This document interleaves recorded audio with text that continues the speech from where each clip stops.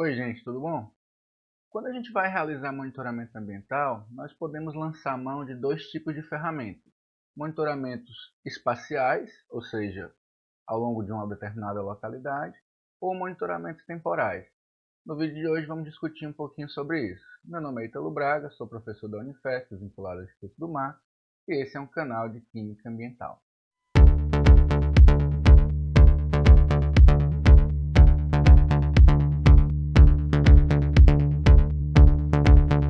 Quando é necessário relacionar a contaminação de uma determinada área com as suas fontes, assim como quando precisamos avaliar o quanto a contaminação se espalha por uma área, seja ela ampla ou não, lançamos mão de ferramentas de monitoramento ambiental em caráter espacial. Como já discutido em vídeos anteriores, existem diferentes abordagens que podem ser empregadas nos estudos de monitoramento ambiental.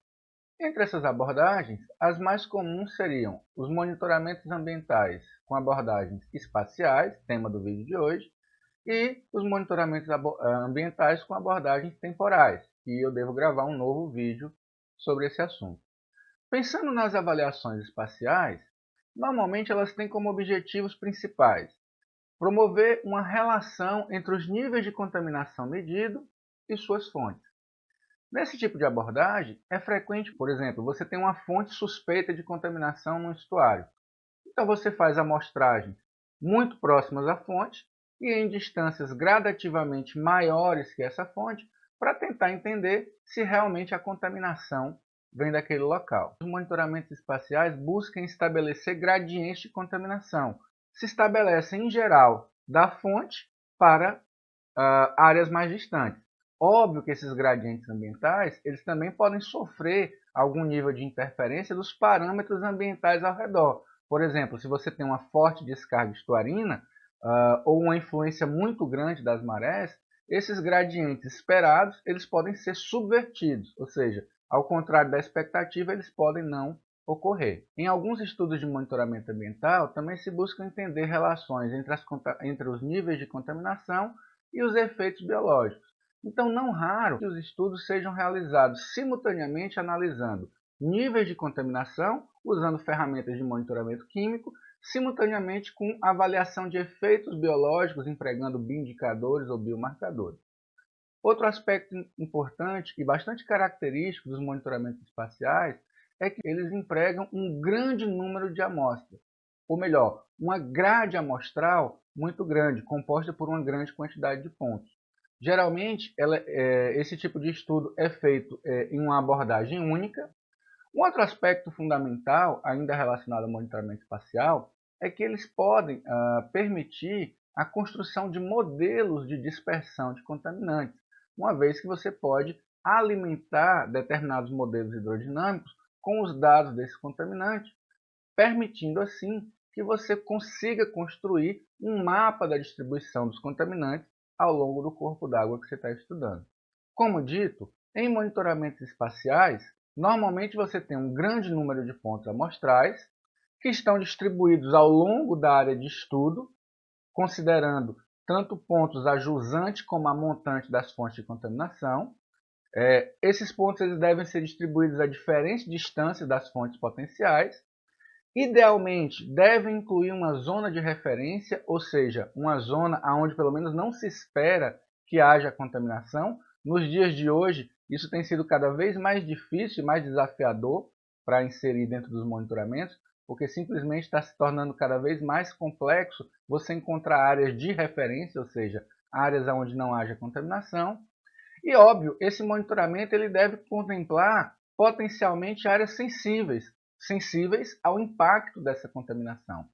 Então, quando você, por exemplo, realiza um estudo ambiental em uma determinada área e existem zonas sensíveis ao redor da área, muitas vezes é conveniente que você estenda a sua grade amostral de modo a contemplar essas zonas sensíveis. Vou citar um exemplo. Você está aqui numa área portuária, mas próximo dessa área portuária existem, por exemplo, unidades de conservação, áreas protegidas. Então, seria muito conveniente que você conseguisse introduzir alguns pontos amostrais dentro dessa área protegida, que é próxima, para tentar entender se a contaminação atinge essas áreas sensíveis. Daqui em diante, eu vou tentar mostrar alguns exemplos de estudos de monitoramento espacial que podem elucidar bastante, aí, esclarecer bastante as dúvidas de vocês. Vejam bem, aqui eu tenho dois estudos, ambos publicados na revista Marine Pollution Bulletin, que investigam níveis de contaminação oriundos de emissários submarinos na região do estuário de Santos e São Vicente. No entanto, percebam que as duas grades amostrais diferem substancialmente. No estudo da esquerda, publicado em 2018 por Santos, nós temos um estudo que basicamente amostrou 3 pontos na extremidade de emissários submarinos localizados aqui na Praia Grande, na Baía de Santos e na Praia da Enseada, no Guarujá. Notem que esse monitoramento, bastante interessante, ele tem como finalidade basicamente responder a uma pergunta. Que pergunta seria essa? Existe aporte de contaminação resultante dos emissários submarinos da região? É um monitoramento espacial, envolvendo aqui 12 pontos amostrais, 3 distribuídos em cada um dos pontos, e que responde uma pergunta que de fato é importante, mas basicamente está demonstrando se há ou não aporte de contaminação a partir dessas fontes. No estudo da direita, publicado por Pucedo em 2019, nós temos uma grade amostral de 14 pontos, são esses pontinhos escuros aqui, distribuídos ao longo de diferentes regiões do estuário de Santos e São Vicente. Note que esse estudo não tem menos ou mais mérito que o anterior, ele foi utilizado para tentar entender a distribuição dos contaminantes dentro do estuário, em função das diferentes fontes e dos padrões hidrodinâmicos do local. Então, gente, quando você vai escolher a grade amostral, quando você vai estabelecer a grade amostral em um monitoramento ambiental, você tem que estar muito focado nos objetivos, na sua pergunta, para que a distribuição daqueles pontos possa fornecer as melhores evidências possíveis para responder a sua pergunta. Tá? Então, aqui nós temos estudos com contaminantes parecidos em uma mesma área, porém respondendo perguntas completamente diferentes. Sempre o estabelecimento da grade amostral dependerá dos objetivos do estudo. Aqui também um estudo de monitoramento espacial realizado na Península de Yucatán, no México, um estudo bastante amplo que incluiu aí algumas dezenas de pontos amostrais. Note que eu tenho aqui, por exemplo, uma área de referência nesse ponto Q1, que é dentro de uma reserva marinha, e depois eu estabeleci aqui uma série de pontos amostrais, porque eu estava querendo verificar a distribuição de substâncias químicas usadas em tintas anti-incrustantes. Então, aqui nessa região, eu distribuía onde haviam marinas e portos e tráfego naval. E aí fui fazendo recortes ao longo da Península de Yucatán, focando sempre em áreas de navegação, para tentar entender, em um contexto macro, se os contaminantes utilizados em tintas anti-incrustantes estavam presentes nessas áreas. Uma maior quantidade de pontos poderia ter sido distribuído ao longo dessa área costeira. No entanto, na hora que eu estabeleci essa grade amostral, eu estava focado na minha pergunta, que era: será que ao longo de todas as áreas da Península de Yucatán existe contaminação por biocidas anti-incrustantes? De modo que a grade amostral para responder essa pergunta de forma mais adequada é essa que eu estou mostrando. Óbvio, se eu desejasse fazer um estudo, por exemplo, ao longo de uma determinada área, um rio, uma zona costeira, certamente eu haveria de estabelecer um número maior de pontos amostrais focados numa única área. Aqui um estudo realizado, se eu não me engano, na Índia, esse trabalho foi publicado em 2011, onde nós tínhamos um corpo d'água, um estuário, tá? Então aqui você tem onde estão as barrinhas, são os resultados das concentrações de contaminantes, aqui no caso estudou TBT e derivados. Nós temos aqui onde a seta vermelha está indicando um estaleiro, que representa uma fonte potencial da contaminação por essas substâncias para o estuário. E aí percebam que ele estabeleceu um ponto amostral dentro do estuário antes do próprio estaleiro, e toda uma grade se espalhando ao longo do estuário, como nós vemos aqui na barrinha, tentando identificar. Percebam que aqui o autor conseguiu claramente demonstrar um gradiente que mostra concentrações muito mais elevadas no ponto mais próximo à fonte de contaminação, de modo que essas concentrações foram gradativamente sendo diluídas na medida em que ele se afastou dessa fonte. Tá? Então aqui ele conseguiu estabelecer gradientes de contaminação e relacionar esses gradientes com a fonte potencial. Professor, e por que há níveis de contaminação aqui, mesmo antes da fonte? Notem que isso aqui é um estuário, possivelmente há fluxos de maré bidirecionais, que permitem que pelo menos parte da contaminação originada por essa fonte adentre um pouco mais o estuário. Então, esse tipo de cuidado em colocar pontos mesmo a montante ou a jusante da descarga estuarina é interessante para que você entenda realmente como aquela contaminação se espalha. Um outro aspecto fundamental é que, com base no mapa aí apresentado, nós temos uma única fonte de contaminação, o que, por sua vez, torna muito mais simples estabelecer esse tipo de gradiente. Em muitos estuários, as fontes de contaminação são múltiplas, então a interpretação dos resultados não é tão óbvia quanto eu estou mostrando aqui. Eu pincei esse estudo na literatura visando exatamente o aspecto didático. Eu preciso aqui advertir que, muito frequentemente, esses estudos de monitoramento ambiental não têm interpretação tão simples quanto esse, uma vez que as fontes costumam ser múltiplas. Aqui um outro estudo, exatamente tentando demonstrar a questão da multiplicidade das fontes, onde nós estávamos estudando a ocorrência de partículas de tintas anti-incrustantes em sedimentos de 3 áreas muito próximas, que ficam localizadas no Rio Santa Amaro, no Rio do Meio e aqui na Pouca Farinha. Esses pequenos rios, eles abrigam uma grande quantidade de marinas, aonde se realiza também manutenção de embarcação e, portanto, o aporte de partículas de tinta anticrustante aí é esperado. Então, nós coletamos amostras ao longo de todos esses pontos. Como vocês podem ver aqui, diferente do exemplo anterior, tratam-se de fontes múltiplas de contaminação. E aí vamos dar uma olhadinha nos resultados. Pronto. Então, eu tenho aqui as barrinhas, elas representam os níveis de contaminação. E percebam que em nenhum dos casos consegue-se estabelecer um gradiente do maior para o menor. Por quê? Exatamente porque aqui as fontes são múltiplas, ocorre talvez uma menor mobilidade dos contaminantes, porque a hidrodinâmica dentro desses corpos d'água é menor, de modo que aquele gradiente apresentado no trabalho anterior não é observado.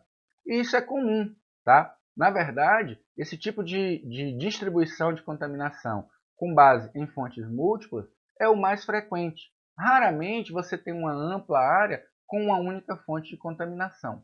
Um estudo que a gente fez na Patagônia, esse estudo foi publicado em 2016. Gente, eu tenho usado muitos exemplos de anti-incrustante porque é a minha vivência, mas esses exemplos eles se aplicam para qualquer grupo de contaminantes, ok?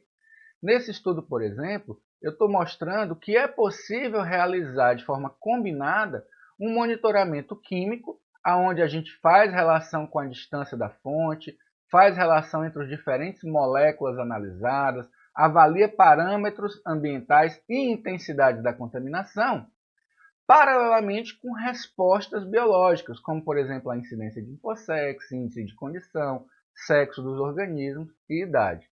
Então aqui é o Golfo Novo, lá na Patagônia, próximo à cidade de Porto Madre, e nós temos aqui um terminal portuário. Esses gráficos conectados aqui mostram concentração dos analitos em diferentes tecidos dos organismos, e aqui, por escrito, você tem os índices de InfoSex, que é um biomarcador, como vocês bem sabem, bastante conhecido da contaminação por tributilstânio.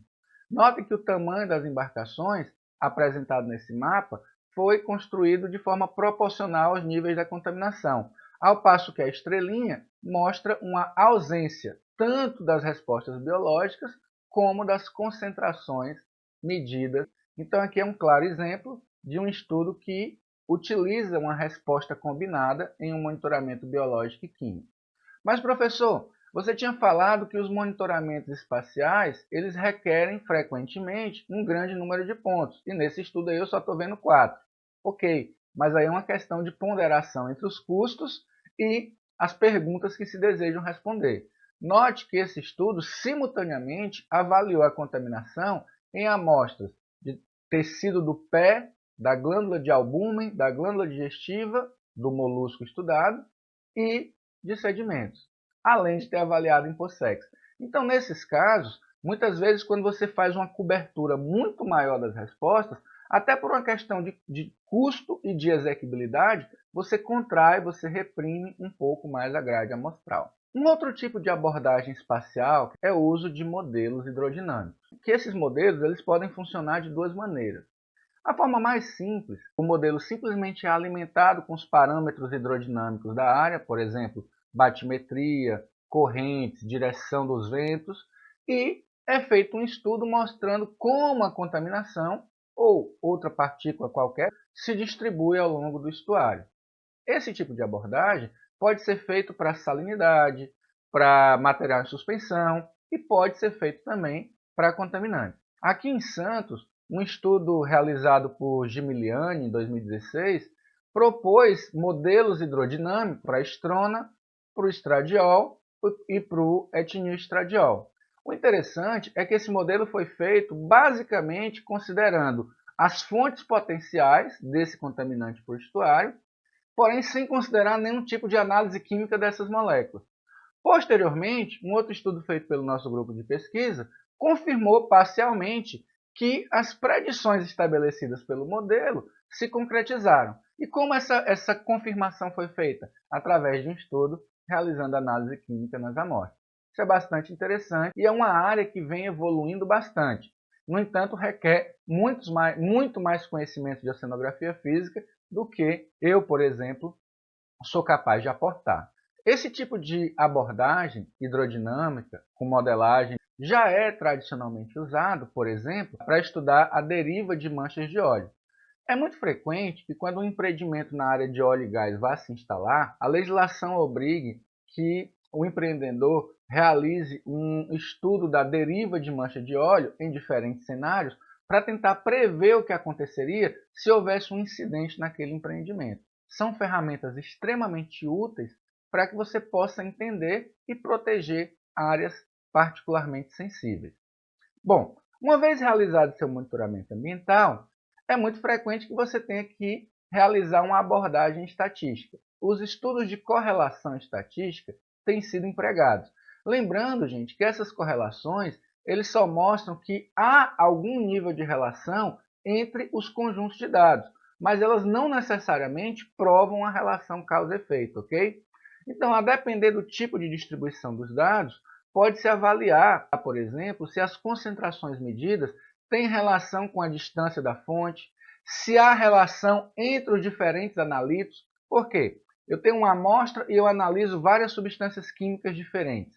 Se eu encontro correlação em um conjunto de amostras entre esses analitos em particular, talvez eu possa inferir que eles têm uma fonte similar. Será que há relação entre os analitos e alguns parâmetros ambientais, por exemplo, em sedimento, que nós encontremos relação entre as concentrações de contaminantes hidrofóbicos e o percentual de finos no sedimento ou mesmo o teor de carbono orgânico total?